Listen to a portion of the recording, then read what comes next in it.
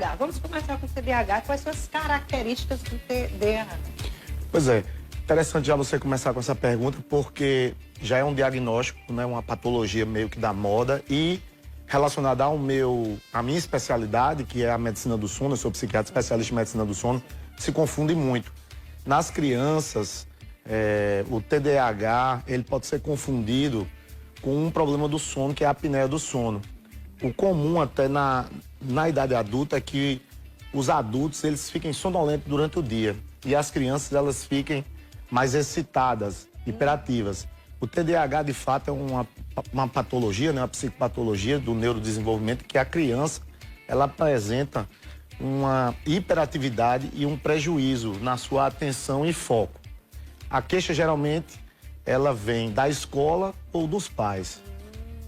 Qual que é a relação, então, entre esse transtorno, né, do sono e os outros transtornos psiquiátricos? Também tem outros transtornos, que hoje em dia tem transtorno demais até, né? Isso. Eu já ouvi falar em tantos, que eu digo, meu Deus, tem isso, tem isso, tem isso. Isso. A gente fica meio... confunde um pouco, Confunde, né? E são patologias relativamente recentes. Porque se a gente for pensar na medicina do sono, no estudo das doenças do sono, diagnóstico e tratamento, a gente está falando da década de 70. Sim. Se a gente pensar nas patologias mais relacionadas às doenças da psiquiatria da infância, a gente está falando da década de 30. Psiquiatria geral, a gente já pensa antes disso. A questão é que as doenças do sono, elas podem se assemelhar aos transtornos psiquiátricos. Uma pessoa que não dorme bem, por exemplo, a patologia mais comum, tanto no adulto quanto na criança, relacionada ao sono, é de fato a insônia. Uma pessoa que não dorme bem, ela já acorda irritada, desatenta. A gente poderia pensar num TDAH.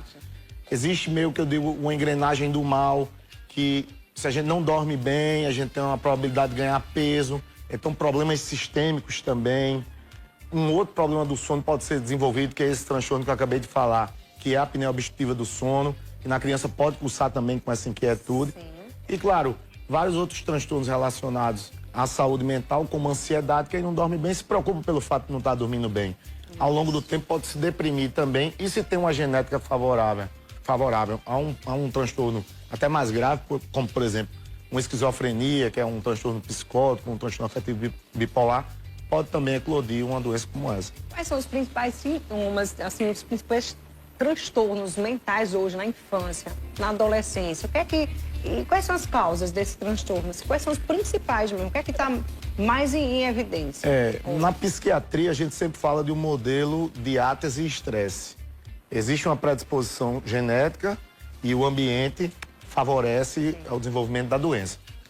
Na infância e adolescência, nós vamos pensar mais nos transtornos disruptivos, que são transtornos de conduta, que é quando a criança viola o direito dos colegas, tem uma tendência a mentiras, entende? Às vezes é uma criança mais agressiva.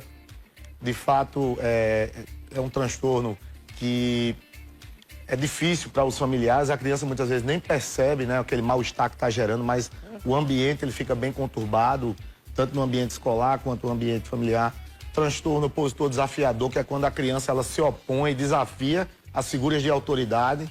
Ela respeita os seus coleguinhas, às vezes, né, muitas vezes não agride os seus coleguinhas.